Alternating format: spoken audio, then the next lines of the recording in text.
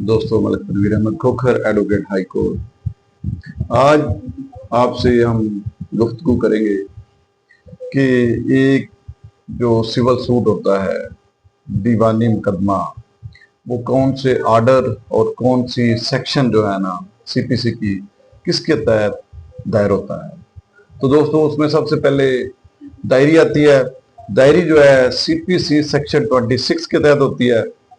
दायरी जब हो जाती है तो फिर डिफेंडर्स जो हैं, मुद्दालय जो हैं, उनको नोटिस किए जाते हैं। वो आर्डर 5 के तहत नोटिस किए जाते हैं जनाब। दोस्तों, उसके बाद मुद्दालय आ जाते हैं, उनको नोटिस मिल जाते हैं, तो फिर वो रिटर्न रिप्लाई देता है, तहरीरी जवाब देता है। तो वो जनाब आर्डर 8 के तहत सारा मामला होता है। रिटर्न रिप्लाई जो है आर्डर 8 के तहत आता है। उसके बाद इशू फ्रेम होते हैं।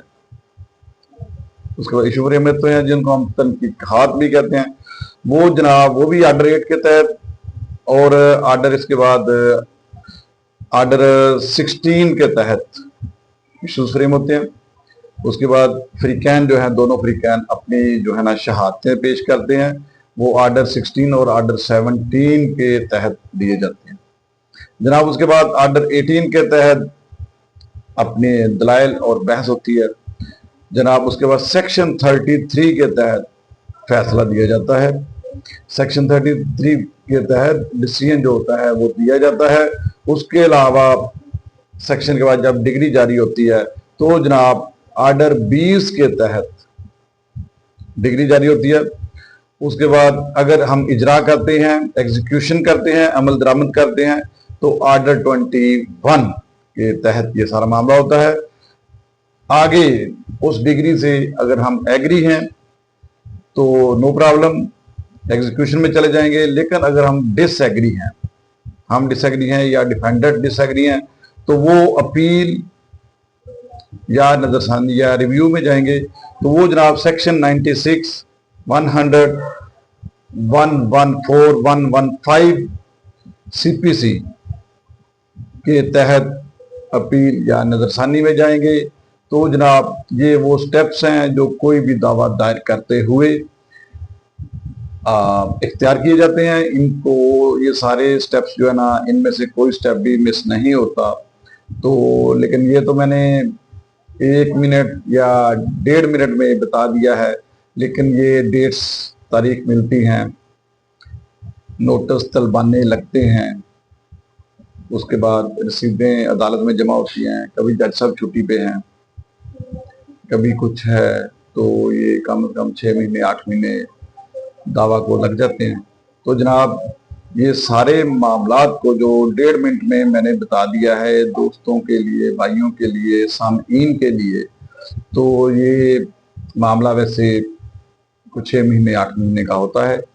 तो इसमें यानी सबसे पहले हम जब दावा, आजकल वैसे दावा दायर करने के लिए जो मुद्दई है, कंप्लेनेंट है, उसको जरूर बर जरूर आना होता है दायरी सेक्शन में।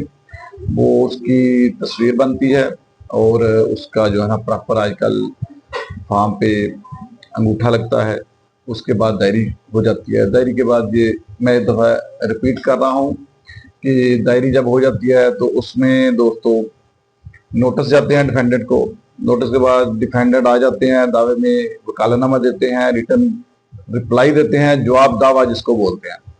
जवाब दावा के बाद उनका फिर आगे मामला चल जाता है तनकीहात। दोनों के जवाब दावे देख के जज साहब जो है ना इशू फ्रेम करते हैं, जिनको तनकीहात बोलते हैं। तनकीहात के बाद दोनों फ्रीकैन अपनी अपनी शहादतें पेश करते हैं, अपने अपने सबूत पेश करते हैं, गवाहान को पेश करते हैं। उसके बाद दोनों की जिरा, तो गवाहान पे जिरा यानी ये सारी चीज अपना सबूत में आती है, प्रूफ में आती है। शहादत होती है, अपना तहरीरी शहादत होती है, दस्तावेजी शहादत होती है। उसके बाद जिरा होती है। जिरा के बाद बहस होती है, दलाइल जिसको बोलते हैं। बहस होती है। बहस के बाद जो है ना, बहस सुन के जज साहब जो है ना हुक्म में रख लेते हैं, फैसला कर देते हैं। फैसला के साथ अगर आप उसके बाद जाते हैं, इस फैसले पे अमल दरामद हो, तो मामला ये है कि फैसला को मानते हैं। उसके बाद इजरा करते हैं, एग्जीक्यूशन में चले जाते हैं, अमल दरामद में चले जाते हैं। तो जनाब अगर हम फैसला से डिसएग्री हैं तो उसको हम अपील में चले जाएंगे, नजरसानी में चले जाएंगे, तो ये मामला जो है पूरा सिविल कोर्ट का खत्म हो जाता है, दावा पूरा हो जाता है। अपील में आगे देखते हैं फिर अपील में हमें क्या मिला है। उसके बाद नेक्स्ट हम अगर सिविल कोर्ट से है तो सेशन चले जाते हैं, सेशन से है तो हाई कोर्ट चले जाते हैं, हाई कोर्ट से भी हमें रिलीफ नहीं मिलता तो हम सुप्रीम कोर्ट चले जाते हैं। तो जनाब दोस्तों, मैटर इस तरह ही हैं सिविल कोर्ट के। ये आपको पता होना चाहिए कि किस तरह मरहला वाइज सारा मामला होता है।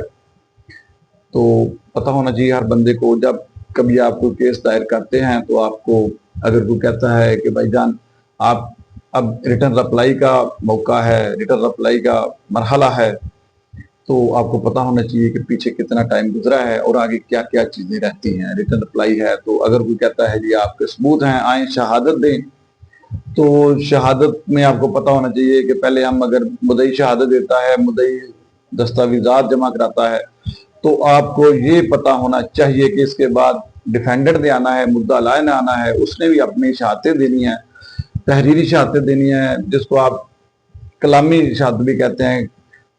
उसके बाद दस्तावेजी शहादत होती है, आप सबूत देते हैं कि मेरे पास ये सबूत है इस प्रॉपर्टी का, इस जायदाद का, इस मैटर का।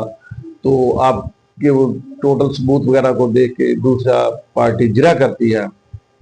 जिरा जब दोनों तरफ से जिरा हो जाती हैं, सबूत मिल जाते हैं, तो उसके बाद दलाइल आ जाते हैं, लॉजिक्स जिसको बोलते हैं, तो दलाइल दिए जाते हैं। हर बंदा अपना दलाइल की बात असल होती है। दलाइल वेल दिन फाइल जो है ना जज साहब प्रॉपर खोलते हैं दलाइल सुनने के लिए।